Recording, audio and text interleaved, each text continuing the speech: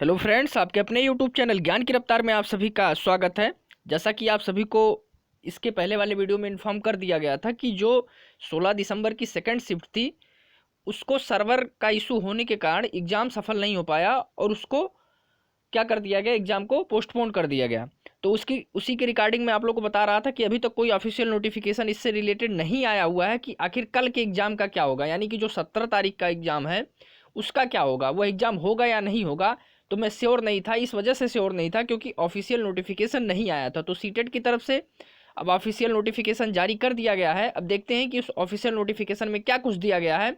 और ये बात आप लोग एकदम निश्चित रूप से जान लीजिए कि कल की परीक्षा के बारे में उसमें स्पष्ट रूप से बातों को कहा गया है। तो वीडियो में लास्ट तक बने रहिएगा, सारे डाउट्स आपके क्लियर हो जाएंगे। तो चलिए देखते हैं। यहाँ पे देखिए, इसको मैं थोड़ा सा जूम करता हूँ और आप लोगों को पढ़ के स्पष्ट रूप से सुनाता हूँ। पढ़ने की इसमें बहुत ज़्यादा ज़रूरत नहीं है, मैं ऐसे ही आप लोगों को बता देता हूँ। यहाँ पे देखिए दिया हुआ है कि जो आपका फर्स्ट शिफ्ट का एग्जाम था 16 दिसंबर 2021 का, वह कंडक्ट कराया गया, वह सक्सेसफुली है अक्रॉस द कंट्री। मतलब अक्रॉस द कंट्री के अंदर जो भी एग्जाम कराए गए वो सक्सेसफुली कंडक्ट हो गया है। लेकिन जो सेकंड शिफ्ट का पेपर था वह उसका एग्जाम जो है वो पूरी तरीके से कंप्लीट नहीं कराया जा सका है। इस वजह से टेक्निकल इशू आने के कारण उस एग्ज़ाम को नहीं कंप्लीट करा पाए हैं ये लोग।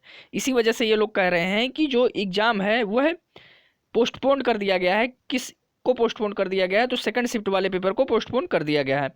अब हम देखते हैं कि क्या होगा। कल का जो एग्ज़ाम है उसके बारे में इन लोगों का क्या कहना है।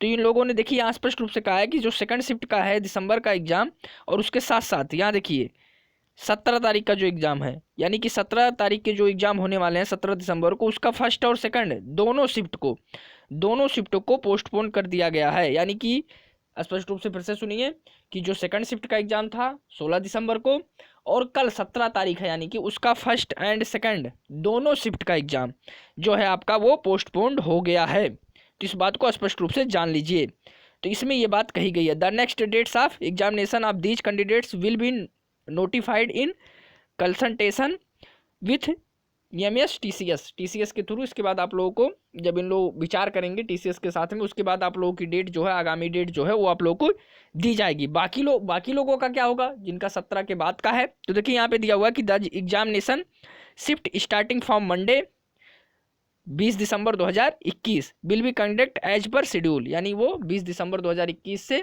जैसा उसका शेड्यूल जारी किया गया है उसी के हिसाब से एग्जाम को जो है वो कंडक्ट कराया जाएगा मंडे से, यानी कि 20 दिसंबर से। उम्मीद है कि ये बात आप लोग को स्पष्ट रूप से समझ में आ गया होगा।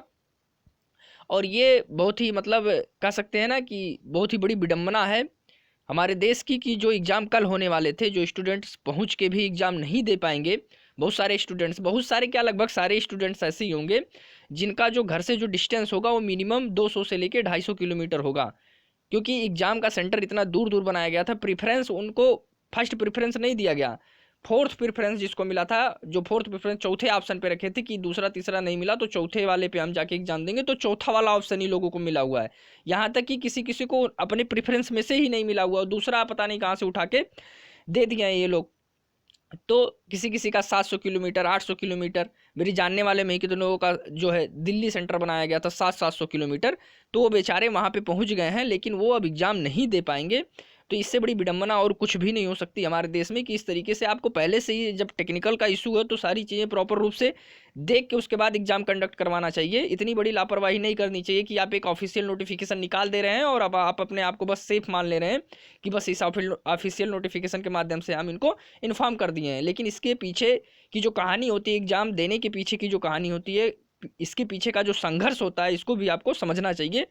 जो स्टूडेंट्स इतनी तकलीफ के साथ एग्जाम देने जाते हैं, कम से कम इनका जो संघर्ष है उस वो आपको दिखना चाहिए। और इस तरीके से मतलब लापरवाहियाँ आप बरतेंगे, लापरवाहियाँ आप करते जाएंगे और इसको नहीं बरतेंगे तो निश्चित तौर पे इससे बड़ी दुखद घटना और कुछ भी नहीं हो सकती हम जैसे स्टूडेंट्स के लिए। तो चलिए मिलते हैं अगले वीडियो में, तब तक के लिए धन्यवाद। जय हिंद, जय भारत।